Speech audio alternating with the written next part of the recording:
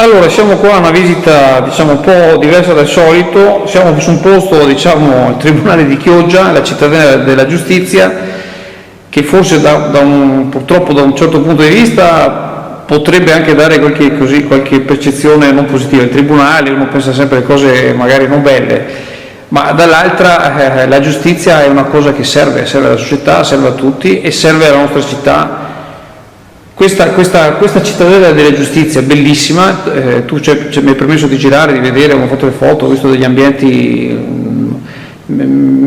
proprio veramente sono rimasto, non immaginavo, cioè da fuori si vede tutta questa cosa, ma vedere una cosa così in ordine, così anche per lavorare, non era così funzionale, e il fatto che ce la vogliono scippare, perché questa è la realtà, ce la vogliono scippare, e francamente è una cosa che tocca soprattutto, insomma, io ho 51 anni e sono stato amministratore di questa città, sarebbe veramente un grande impoverimento.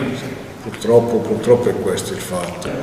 Allora, il governo l'anno scorso ha approvato un decreto legge 155-156 dove si doveva rivedere la geografia giudiziaria, ma così non è stato purtroppo. Invece di rivedere e riorganizzare i territori della geografia giudiziaria c'è stata proprio una vera e propria soppressione di quasi 1000 uffici giudiziari in tutta Italia, tra cui anche quello di Chioggia.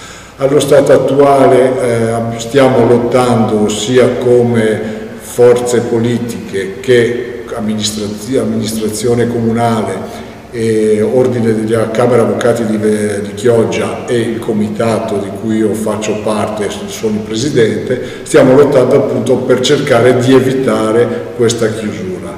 Questa chiusura è voluta dal governo Prodi, ma in realtà la legge è partita dal governo Berlusconi. Ma non diamo le colpe a nessuno, purtroppo è capitato e nel momento sbagliato, con le persone sbagliate, hanno deciso inopportunatamente di chiudere queste sedi giudiziarie.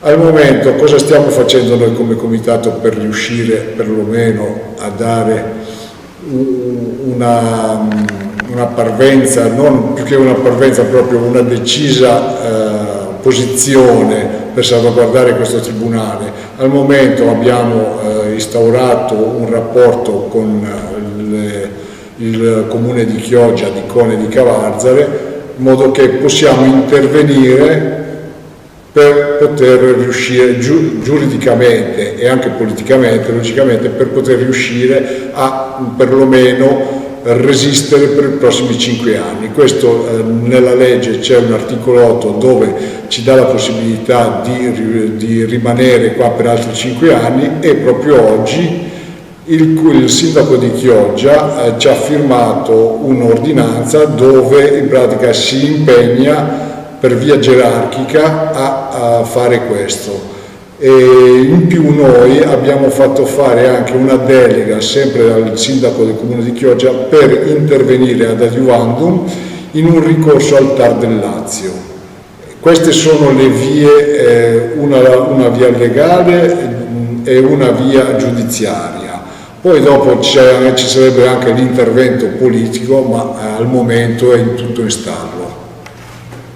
Beh, Bruno, intanto ti ringrazio del giro che ci hai fatto fare, che insomma ci ha permesso di vedere e speriamo di far vedere a tanti che importante, diciamo, struttura che abbiamo qua a Chioggia, che nessuno, magari non tanti lo hanno presente. E speriamo bene per quello che state facendo, insomma. Io ti ringrazio anche del tuo intervento, del tempo che mi hai dedicato qua per questa battaglia. Cerchiamo che questa struttura non diventi storia per la città di Chioggia, ma che rimanga una realtà, soprattutto per i cittadini e soprattutto per i più deboli. Ecco, questo io spero per la città di Chioggia e per il territorio chioggiotto, che già sta soffrendo enormemente questa situazione politica ed economica.